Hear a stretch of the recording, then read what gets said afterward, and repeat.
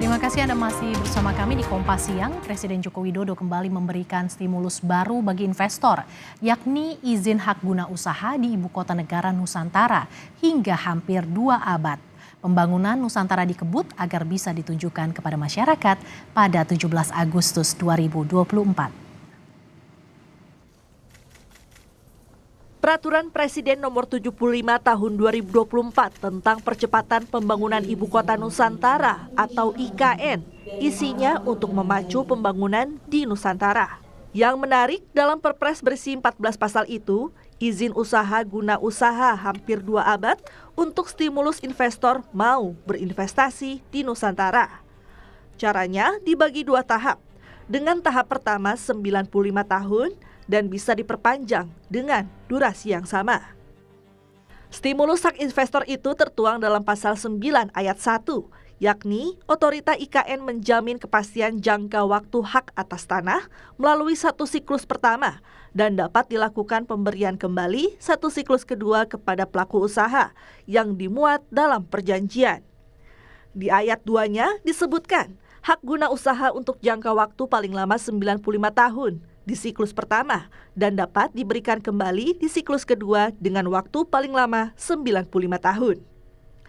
Lalu di ayat 2B disebutkan hak guna bangunan untuk jangka waktu paling lama 80 tahun di siklus pertama dan dapat diberikan kembali dengan waktu paling lama 80 tahun berdasarkan kriteria dan tahapan evaluasi.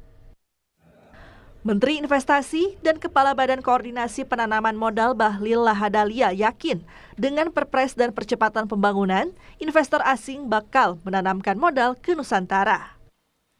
Menyangkut dengan investasi pada klaster pertama, di klaster pertama ini adalah semacam kalau istana itu sarinanya lah ya, sarina menteng, itu semuanya PMDN. Nanti klaster keduanya baru ada investasi asing, PMA-nya. Sementara itu, Menteri Pekerjaan Umum dan Perumahan Rakyat Basuki Hadi Mulyono menargetkan proses pembangunan kantor pemerintahan di Nusantara selesai akhir Juli. Alasan Basuki pembangunan di Nusantara terhambat karena faktor cuaca seperti hujan yang kerap turun. Pada Juli ini sudah akan selesai. Jadi kantor Presiden, Istana Presiden, kantor-kantor Menko yang 4 lantai dari 4 tower, 3 lantai sudah siap hingga bahkan nanti dipakai untuk para petugas dan peserta upacara.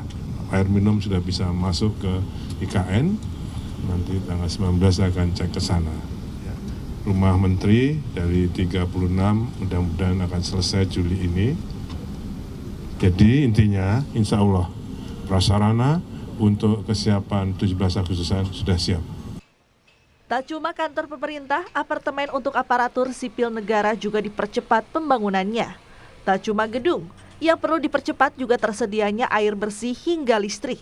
Targetnya sama, akhir Juli. Sebetulnya nggak ngebut loh Mas ya, tapi ya kita kerjakan. Kalau ngebut nanti kesannya kita ini terburu-buru, enggak. Kita bekerja secara sistem, berdasarkan kontrak, berdasarkan rencana. Tidak ada yang dipaksakan. Untuk apartemen ASN itu ada 47 ya. Nah, sementara digunakan dulu untuk para petugas upacara nih, bulan Agustus. Nah, nanti baru September akan digunakan oleh untuk para ASN ya, Pak? Bertahap ya datangnya. Ya, kalau kantor kementerian seperti yang saya sampaikan, sekarang kita nanti sharing office dulu. Jadi kantor Kemenko 1, Kemenko 2, Kemenko 3, Kemenko 4. Nah, itu nanti digunakan menjadi kantor bersama, Mas. Ketersediaan gedung serta fasilitas dasar seperti air dan listrik menjadi syarat utama bagi terbangunnya kota. Percepatan jadi tantangan, apalagi setelah 2 pimpinan otorita Nusantara berhenti di tengah proses pembangunan. Padahal Presiden Jokowi ingin menunjukkan pada masyarakat pada 17 Agustus 2024 bahwa idenya membangun ibu kota sudah tepat. Rencananya, upacara kemerdekaan 2024 juga digelar di Nusantara. Tim Liputan Kompas TV.